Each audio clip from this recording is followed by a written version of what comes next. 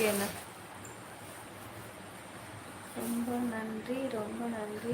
Okay, number note பண்ணிக்கோங்க. ஃப்ரீயாக இருந்தால் ஃபோன் பண்ணுங்க. பண்ணுறோம், உறுதியாக பண்ணுறோம்ண்ணே.